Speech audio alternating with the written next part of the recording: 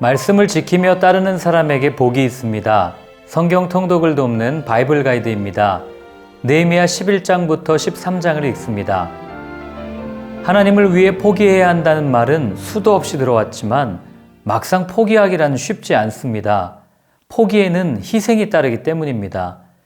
그만큼 아는 것과 사는 것은 다릅니다. 일례로 선교라는 단어를 아는 것과 선교하는 삶은 다른 것입니다. 누구나 선교를 이야기할 수 있지만 아무나 선교하지 못합니다. 그러나 말씀에 순종하여 살아낼 때 능력이 나타납니다.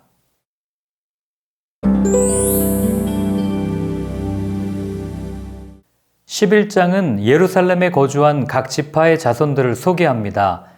예루살렘이 진정한 예루살렘이 되기 위해서는 거주하는 사람이 있어야 합니다. 예루살렘은 이제 겨우 성벽이 세워진 상태입니다. 느헤미야는 7장에 이어 2차로 이주민들을 모집하고 예루살렘에 정착시킨 것으로 보입니다. 백성의 지도자들과 제비 뽑힌 10분의 1의 사람은 예루살렘에 거주합니다.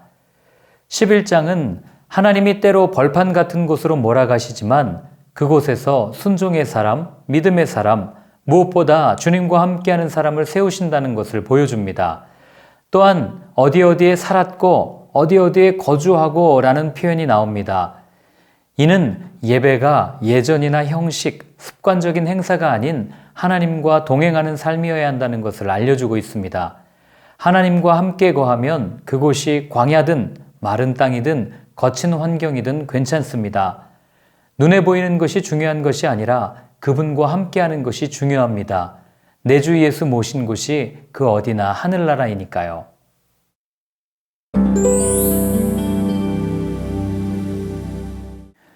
1차 귀환 때 스룹바벨과 예수아와 함께 돌아온 제사장과 레위 사람들을 소개합니다.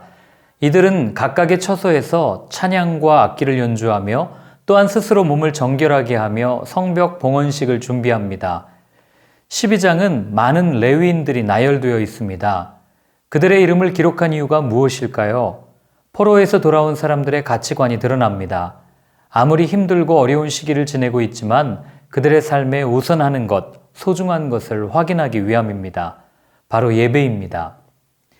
드디어 성벽이 봉헌되는 27절부터 43절까지는 각처에 흩어져 있었던 레위 사람들을 불러 모아 노래하며 즐겁게 봉헌식을 행합니다. 이들이 악기를 연주하고 기뻐하는 모습을 보며 성전 봉헌식이니 당연하겠지라고 생각하면 큰 오산입니다. 예루살렘에 있는 그들의 상황을 보십시오. 성벽이 재건되었어도 안심할 수 없습니다. 관성의 법칙처럼 다시 과거의 삶으로 돌아가려는 이들도 있지 않았겠습니까? 누가 봐도 마냥 기뻐할 수 없는 상황이지만 본문 속 사람들은 진심으로 기뻐합니다. 이것이 그리스도인의 비밀입니다. 사람들은 그 종교로 인해 나타나는 구체적인 변화, 종교 현상에 관심이 있습니다. 우리의 삶이 변할 때 우리가 속해 있는 문화가 바뀔 것이고 세상이 하나님의 하나님 되심을 찬양하며 기뻐하는 첫걸음을 내딛게 될 것입니다.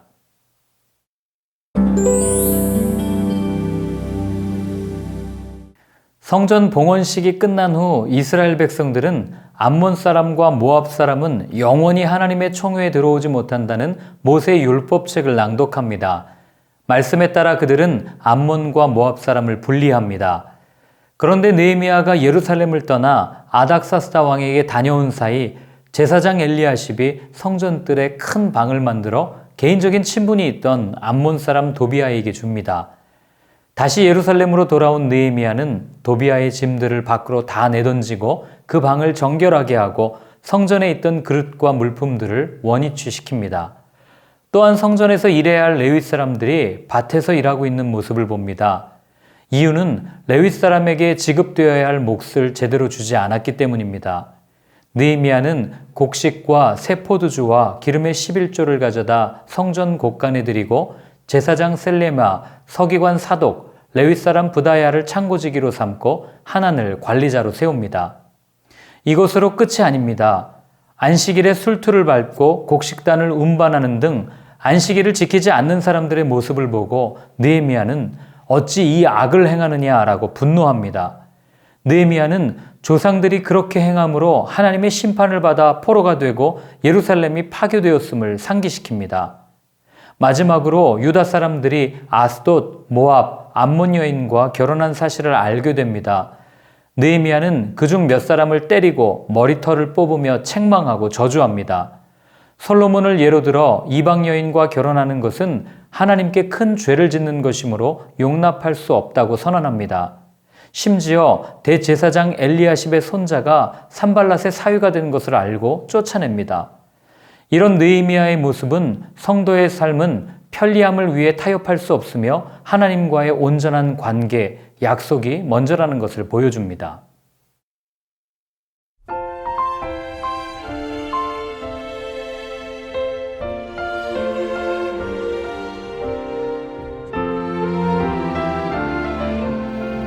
(11장 16절에) 보면 성전에 있어야 할 레위 사람의 족장 삽부대와 요사밭이 성전 밖의 일을 감당합니다. 바깥을 의미하는 히초는 세상의 일을 의미하는 단어입니다.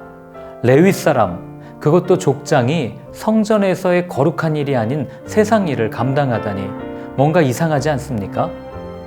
그러나 이 말씀은 아주 중요한 것을 알려줍니다. 하나님 앞에서는 세상과 교회를 구분하는 성과 속의 구분이 중요하지 않다는 것입니다. 세상도 하나님께서 만드셨기 때문입니다. 또한 예수님은 우리의 정체성을 세상의 소금과 빛이라 하셨지 성전의 소금과 빛이라 하지 않으셨습니다. 세상의 일과 교회 일로 구분하는 개념부터 버려야 합니다. 그리스도인의 삶은 매 순간이 하나님을 섬기는 예배입니다.